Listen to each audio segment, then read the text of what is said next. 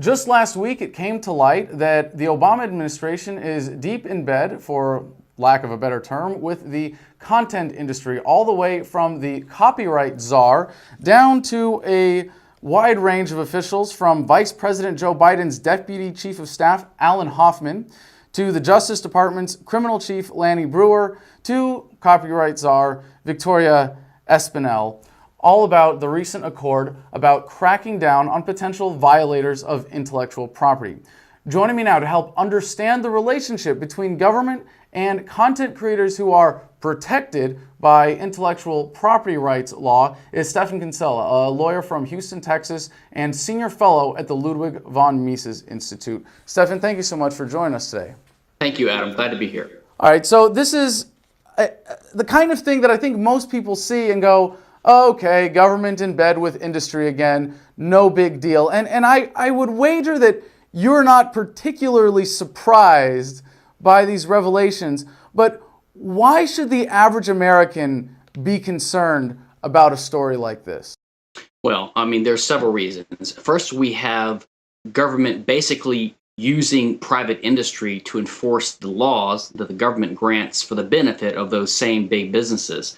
And by doing this, then they escape a lot of the normal scrutiny that we would give if it was an explicit government action. So, okay, hold on. I think I need you to step back for just a second here, because we're talking about internet service providers, right? That's the agreement, the recording industry and internet service providers agreement to disrupt internet access for users suspected of violating copyright law. How does that happen?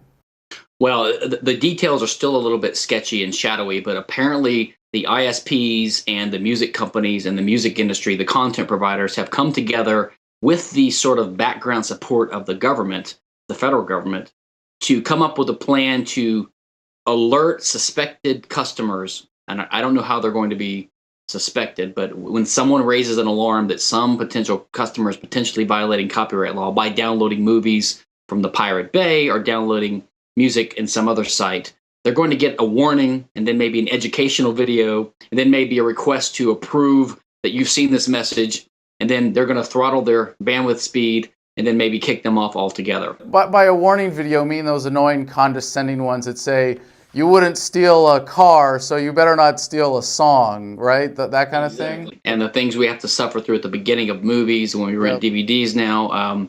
And I think even Google agreed a while back to send suspected copyright criminals to some kind of a copyright educational school by making them watch some videos.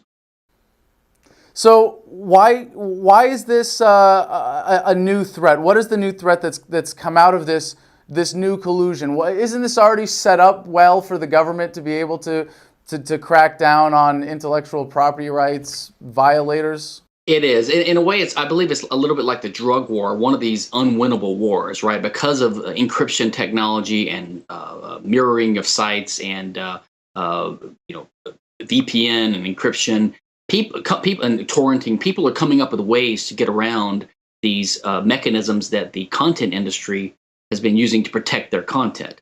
And so it's almost like an unwinnable war. So what you have is, just as the government in the drug war, when they're losing that war, they just increase the penalties and they hire more cops and they cause more carnage and devastation. They are going at this in all fronts. They are trying to twist the arms of other countries, Russia, India, China, to adopt our type of protections. They are twisting the arms of other countries to sign international agreements like the recently signed ACTA or anti-counterfeiting trade agreement. And they are also ratcheting up the government's ability and private industry's ability to penalize private users who are flouting these laws. Okay, but this is something that's been going on. Would you say that this recent development or that this new power that they're seeking to be able to shut down an individual's internet service through the ISP, or requiring that ISPs do that, is this the new front? And isn't this?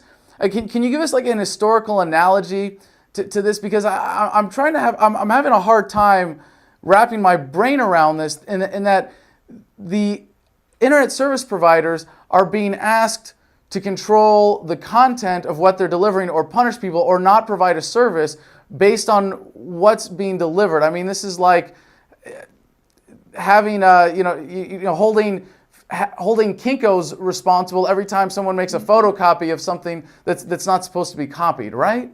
Exactly. I think the problem here is that it's difficult to see this clearly, and the government and the big content industry like it that way. They like it to be cloudy and muddled, and so there are two primary ways they obscure the real issue. Number one is by calling patent and copyright intellectual property, by calling it a property right, which it is actually not. That's like a fairly recent propaganda term used to dress up and sell this idea of the government granting state monopoly privileges to favored industries, which protects them from competition, basically. So they call it property, and most Americans, most citizens are generally think they're in favor of property rights and they're against stealing. So when you label it that way, you sort of think, well, these private companies are trying to stop piracy and bad things from happening, right? So that's part of it. But actually, the origin of this goes way back in time to the height of mercantilism back in the, say, late 1500s, when the government was involved in granting a variety of special privileges to favored businesses in exchange for loyalty or even help with collecting taxes, for example. So the crown would grant a monopoly on playing cards or the wool export or leather or wine, not to someone who invented it, but just to someone who had favored, cozied up to the crown or bribed the right courtesans or something like that. But in exchange, these merchants would give the crown loyalty and also help to collect taxes. But of course, you can't really enforce these monopoly privileges that the state grants you, like a monopoly on the only business to sell playing cards in England, right? Something like that. You can't really enforce that without the government's help, because people can easily make their own competing cards and sell them at a lower price and undercut your monopoly price.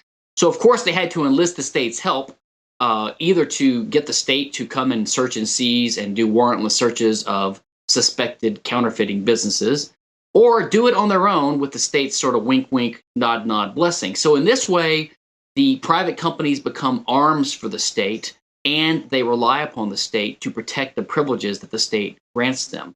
And we see this now in a newer form with the RIAA, the music industry and the movie industry, lobbying the state to, I think recently the movie industry lobbied the California government to enact a law that permits warrantless searches of anyone suspected of printing counterfeit DVDs or CDs. It's probably going to get struck down as being unconstitutional, but that's only because that's seen as a government law. What's going on now is the government is doing what's almost a fascist kind of thing, like was done in Hitler's Nazi Germany, where private companies are nominally private. They look like they're private, but behind the scenes, the government is pulling the strings and really directing their policy, either subtly or explicitly. So in this case, if Time Warner or Verizon comes in and cuts off my internet access, they don't really have to give me due process because they're not the government, right? They don't look like the government. But of course, they have tons of government privileges. And in that case, they're following a government regulation at this point. And they're following government regulation, which is in the interest of the content industry, which is also in bed with the government and the ISPs, because they feed them their shows. So is this a case where the content providers are just doing a better job of being in bed with government than the ISPs are? Because wouldn't the ISPs want to just provide service unfettered and not have these extra burdens of enforcing regulations and going after people? Yeah, actually, this agreement was a little bit interesting in that the ISPs were part of it, because you can see the interest of the content providers. They want to enforce their copyrights because they can charge these monopoly fees for them. And I think they actually charge the cable companies to carry their shows. So the cable companies are sort of in a bind because they can't get content to show their subscribers and their customers unless they have the agreement of the content providers. And they have to get their permission because the content providers have the protection of copyright law in the first place. So the ISPs, I think, are sort of dupes or pawns in this battle. Okay, so I want to go back to this 16th century example that you brought up, that back in the days of Queen Elizabeth, intellectual monopolies actually became in vogue in the royal courts when people could win over the royalty there by bribes or by threats or by blackmail or who knows. And you used the example, or maybe it was Rothbard in the analysis here, of buttons, that there was a certain monopoly privilege on a kind of buttons that is the equivalent of intellectual property today. First, can you explain that example? This was like in the late 1600s in France, and there was a button makers guild, and they had a monopoly on the manufacture of buttons. And of course, they could charge monopoly prices for them, and they could outlaw competition. Well, some enterprising tailors who were part of I think the Tailors Guild, they made cloth things. Some of them said, well, why don't we make buttons out of cloth? And, that might not be the ideal way to make buttons, but, if consumers can buy it for a much cheaper price, they might do it, and that might even become a fashion trend. So these cloth-made buttons started being made, and the Button Makers Guild demanded and got the right to arrest people on the street who were wearing cloth buttons because they were not permitted, not approved by the government. There was an even worse example in France. There was a time when the fabric makers, the modern fashion industry, or the predecessor of the modern fashion industry, had a protection on their designs so they could stop people from competing with them by making competing or similar designs, knocking off their clothing designs. And the government was literally executing people for wearing or using or buying the unauthorized clothing with the wrong designs. They actually broke them on the wheel, and they still couldn't stop it. It's sort of like the drug war again. I mean, you can put people in jail and execute them, but the drug war will go on, and so will purchasing of cheaper clothes. Right. No, I had no idea it went to that level. That's really scary, but that's the sort of logical conclusion of these policies when people have the guts to enforce them. But there was also the case with these buttons that you had to violate privacy in order to enforce them, that people's homes or places of business would be raided on the suspicion that they had illegal buttons or illegal articles of clothing. And what I want to ask then, what is the equivalent today in terms of the implications for law, the way that we see intellectual monopolies imposed on the American economy, to our concept of the Fourth Amendment? Well, I would say there's a lot of parallels today. Number one, you have a lot of warrantless seizures being done now, and you have a lot of invasive searches being done without a warrant, just with a court order instead of a warrant. And then domains are being seized by ICE, the Immigration and Customs Enforcement Agency. And then you have these sort of soft penalties emerging through the ISPs, which are sort of a soft arm of the state. But worse than that, there are actually criminal penalties in the law now for certain copyright and trade secret theft and other type of intellectual property, so-called crimes. It's not merely a civil matter. But even if you talk about only the civil matter, the crimes are absolutely astronomical. You've probably heard some of these awards, and people almost can't believe them. They're so high.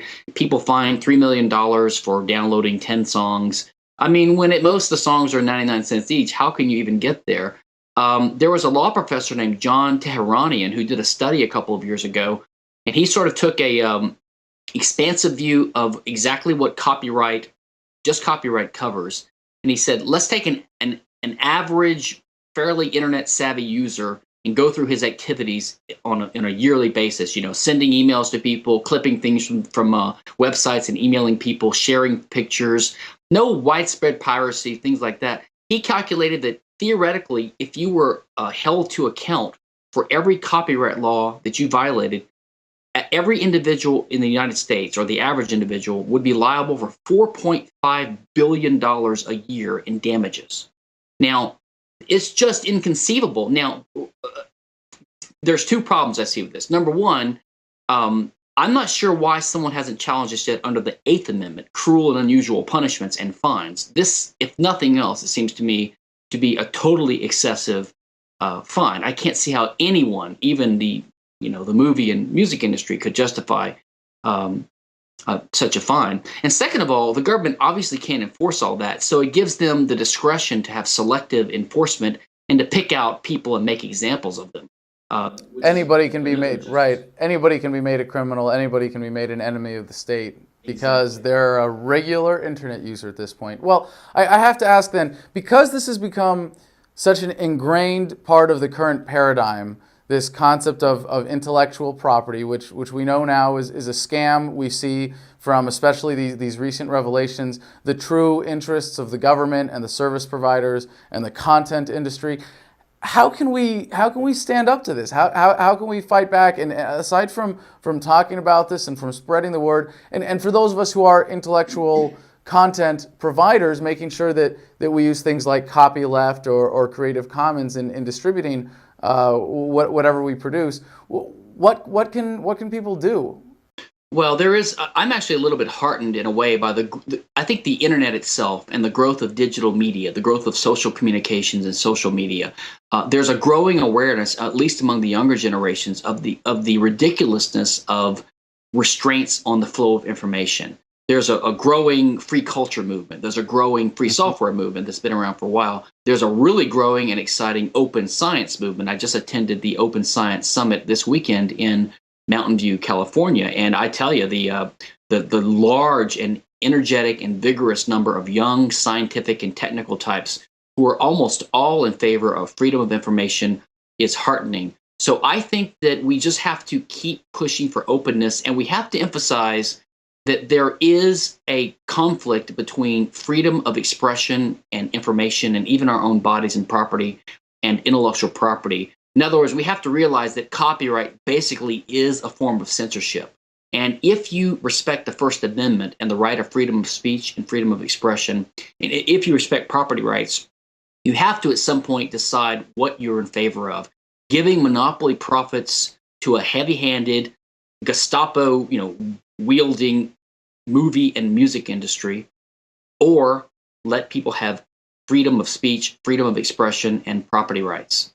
Well, I guess the other thing we can do is stop feeding into the system by the end run and choosing to consume free content as opposed to copyrighted content, and support those artists and creators who are doing so without using the force of government to limit the spread of their ideas. Stefan, thank you so much for joining us today. Thank you, Adam. Ladies and gentlemen, Stefan Kinsella, Senior Fellow at the Ludwig von Mises Institute from Houston, Texas.